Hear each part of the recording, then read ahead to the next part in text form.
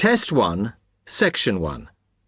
You will hear a new student, Tom, talking to a student representative called Rachel about university clubs. You now have 30 seconds to read questions 1 to 4.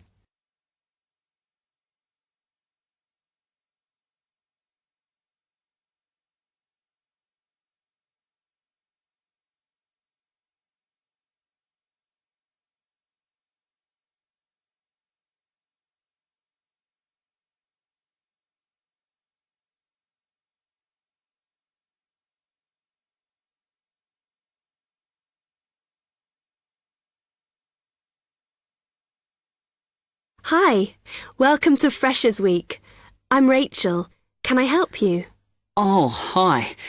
Yes, I was hoping to find out about some clubs I could join. Well, all the club stands are here in this hall. What were you interested in? Not sure. I wanted to do something where I could meet people. Well, take this leaflet with details of all the clubs and see what you think. Oh. It'll probably depend on what day you're free. Like on Mondays, there's the film club. Then on Tuesdays, you've got the climbing club. That's really good. I'm in that. Then on Wednesdays, you've got chess, if you want something a bit more intellectual. But you should look through carefully because all the clubs run extra activities as well as their normal meetings. Oh, yes, I see. So, it looks like the film club has discussions after the films. I'd quite like to go to those. Then climbing. Goodness. It says here that the university has its own climbing wall. That's impressive. And they go on weekend trips. Cool. And it says the chess club normally just does games with whoever turns up. But it also runs competitions sometimes. But I bet you've got to be pretty good to do that. Yes, I think so. And how many people are in the clubs? Are they all really full? Well, obviously they're all different. So, for example, the film club has just increased its membership from 85 to 125. But I think they're hoping to extend it to 150. The climbing club's quite small, 40 people. And the chess club is fairly healthy at 55. Right. OK. So who do I see if I want to join these clubs? Well, if you go round the stands and speak to the people there, for the film club, that's the events organiser. For climbing, you'll need the club secretary, and the chess club is organised by one of the maths tutors. OK? Yep. I think I'll start with the climbing club. It sounds good. Oh, well, as I said, I'm in that, so I might be able to help you a bit. You now have 30 seconds to read questions 5 to 10.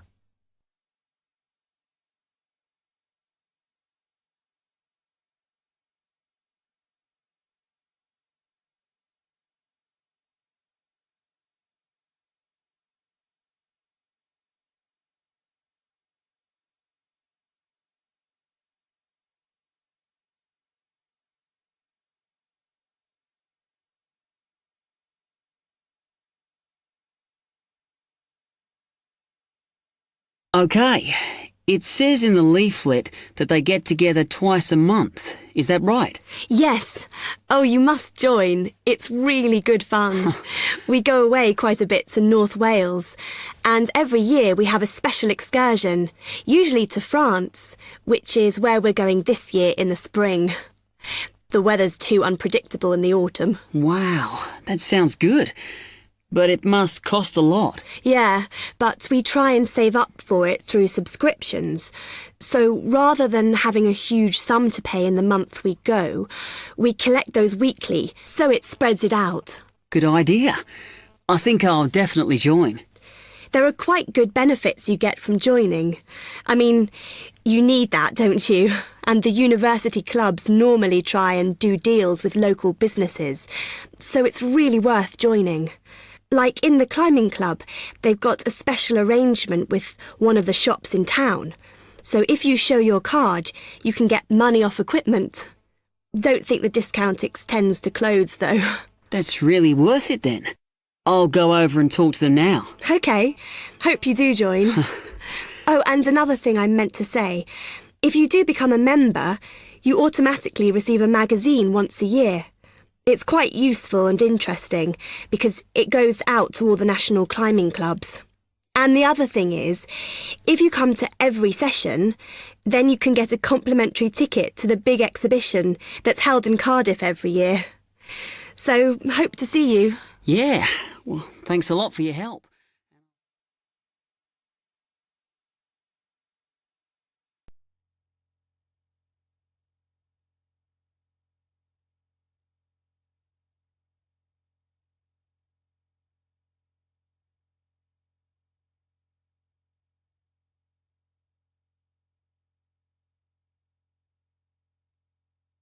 Test 1, Section 2. You will hear an accommodation officer telling students about different halls of residence. You now have 30 seconds to read questions 11 to 15.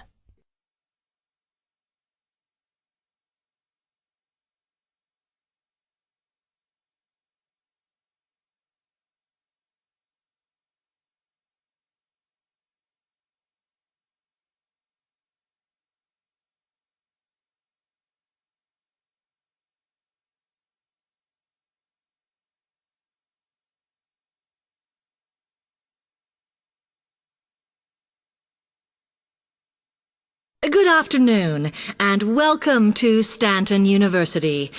I'm here to tell you about the various halls of residence we have available, should you choose to come here. We aim to offer accommodation in halls to all first-year students, and you'll find there's a good variety to choose from. First of all, there's Brown Hall, which, as you'll see, is not the most modern of buildings, but it is very popular with some students. It's got a good sense of community, some nice refurbished kitchens, and unlike the other halls, it has recently had a gym built in its basement. Another option is Blake Residence, which is built like a large house, and so everybody cooks and eats together. It has its own sectioned-off bit of private garden and is even more peaceful because this is an all-girls residence. Although, of course, boys are allowed to visit the hall and, I understand, frequently take part in cooking dinner.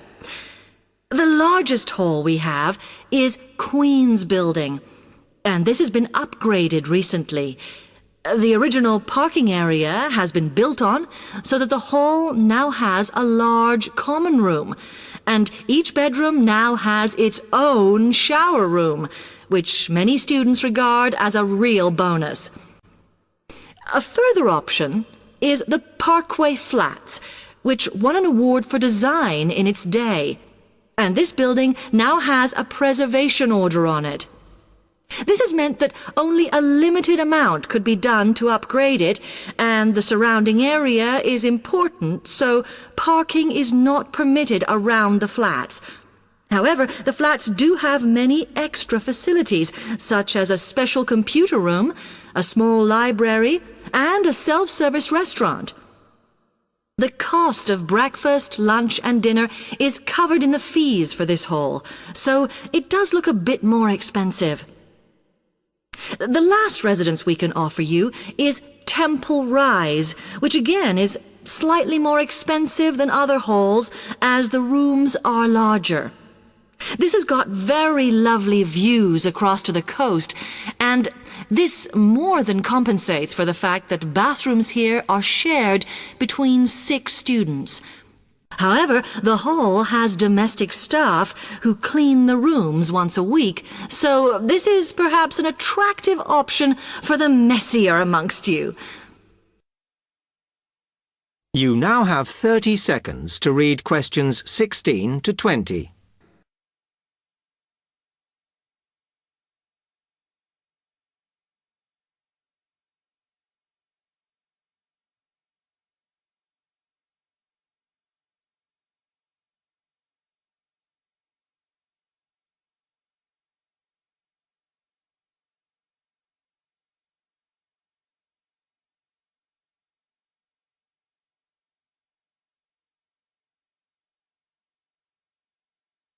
Now, if I can just show on this wall map here where they all are, you might like to go and have a look round.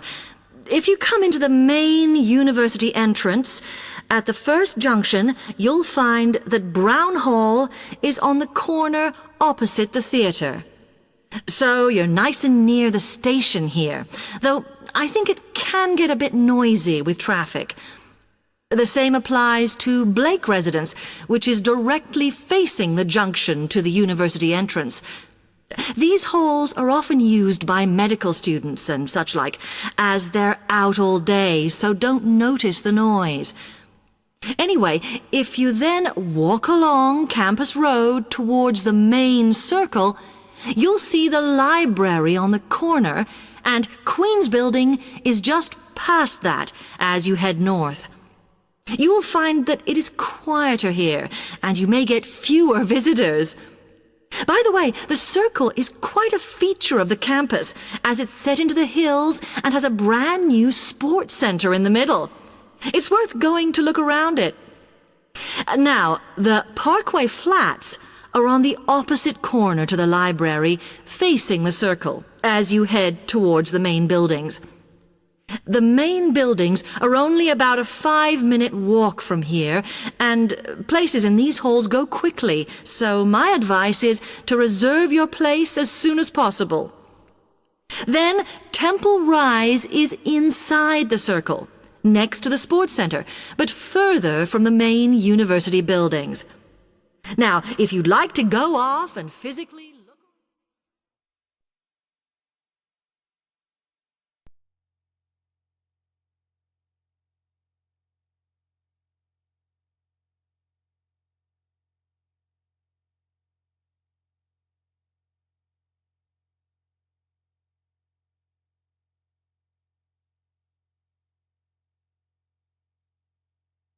Test 1, Section 3.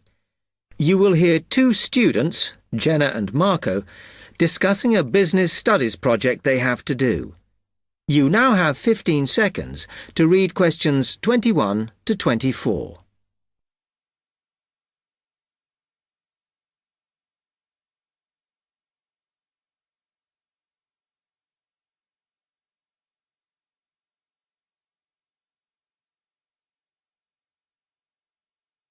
Come on, Marco. We've got to get on and sort out this project for Professor Buckley. Hang on. I want to make sure we've got all the information. Now, where are we? Well, today we need to sort out exactly what we're going to do and how we're going to divide the work up. Okay. How long have we got, by the way? The end of term is April 6th. And he said to hand it in on week 8, so that's March 25th at the latest, because the beginning of that week is the 21st, so not long. Right. Have you got the notes there? Yes. He wants us to do a fairly small-scale study, like the last one, on whether or not businesses were offering more benefits to staff. And we've now got to look at the rise in older workers. It should be fairly straightforward. Yeah, as long as we keep it small. Who's marking it? I don't know. Sometimes he gets the PhD students to mark it for him. Oh, actually, it just says here, a senior lecturer. I suppose it's too much for Professor Barclay to do them all. Yeah. Anyway, how are we going to go about this? Well, we have to decide how big we want it to be and who... Yeah, but I think we must sort out a timetable for the project. Otherwise, nothing will get done. Okay. Do you want to do that? All right. I'll do it as soon as we finish here. You now have 15 seconds to read questions 25 to 27.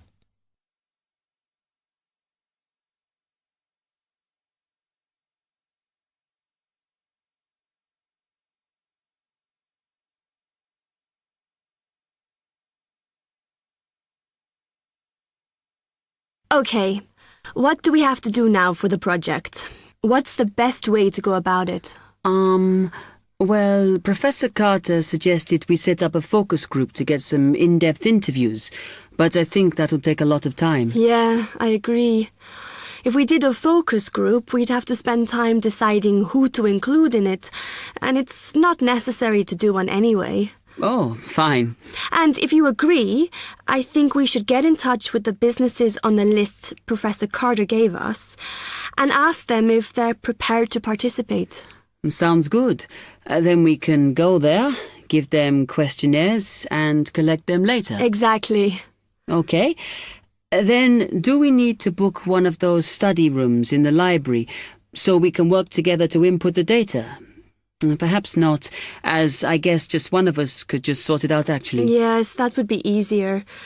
A lot of what we're doing is qualitative, so it'll be writing up rather than statistics. No software for that, I'm afraid. And I think it would look better if we had actual shots of some of the staff, because we're citing appearance as a factor in employability, aren't we? Yeah, okay. I'll factor that all in when I sort everything out tonight. You now have 30 seconds to read questions 28 to 30.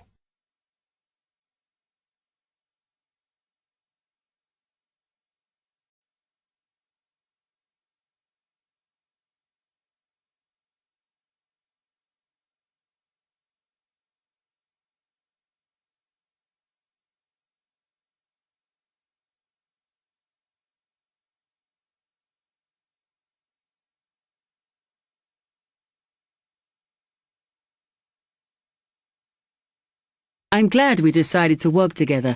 I think it's going to work out well. Yes, well, given that we had to work in pairs on this project, I think we were right to choose each other. We complement each other academically, as we're each good at what the other isn't. In fact, we should have tried working together before. Yes. Now, how shall we split the work? I'll do the analysis, shall I? Oh, okay. It's just that it might be faster, because I'm used to doing it. Although your English is better than mine. I need more practice at reading, really. Okay, I'll do the presentation then, if that's okay with you. Yeah, sure. I don't mind speaking in public, but I hate preparing all the notes for them. The thing is, the tutor said one person should do the whole presentation, and he said he expects me to do it because I haven't done one yet. No, that's fine. Now, let's see.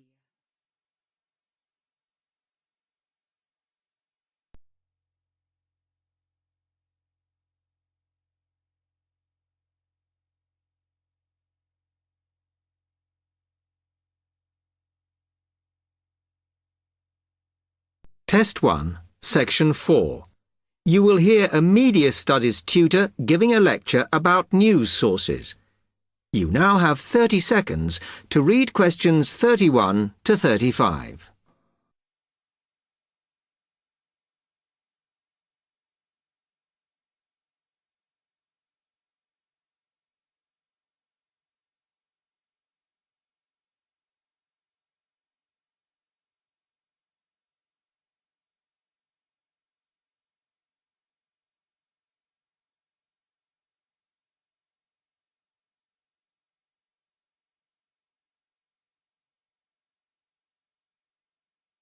Okay, now many of you will have heard about the predicted death of newspapers, as people increasingly access the TV and the internet for their news.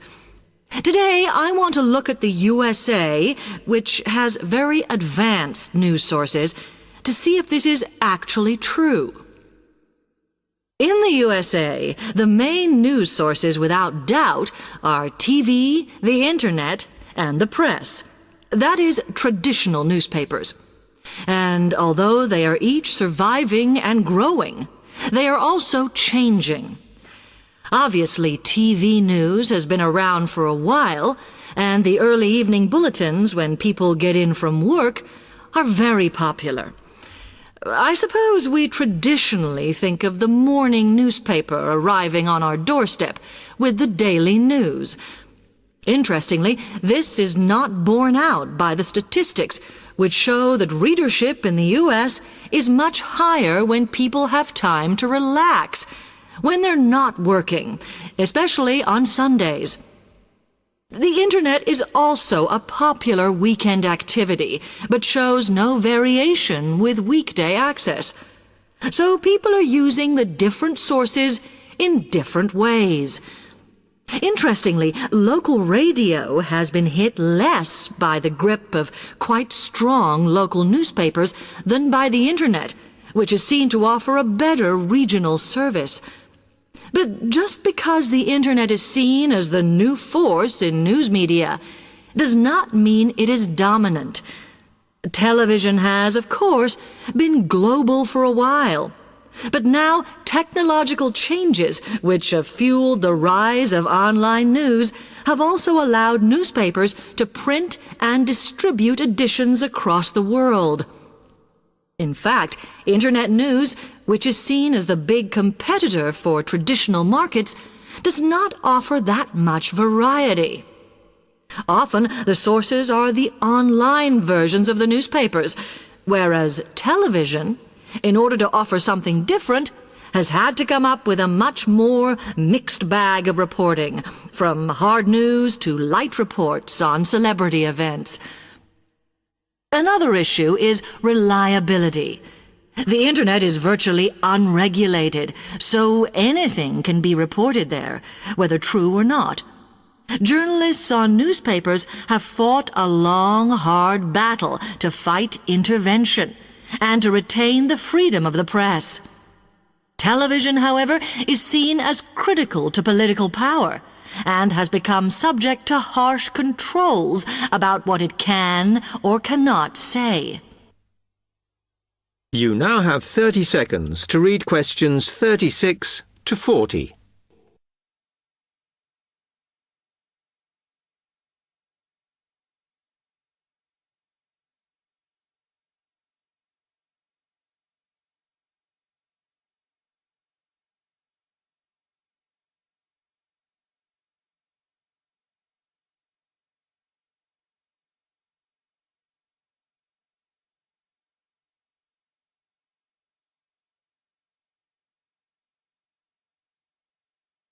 Now, one very critical factor in keeping newspapers alive and well in the USA has been their approach to advertising.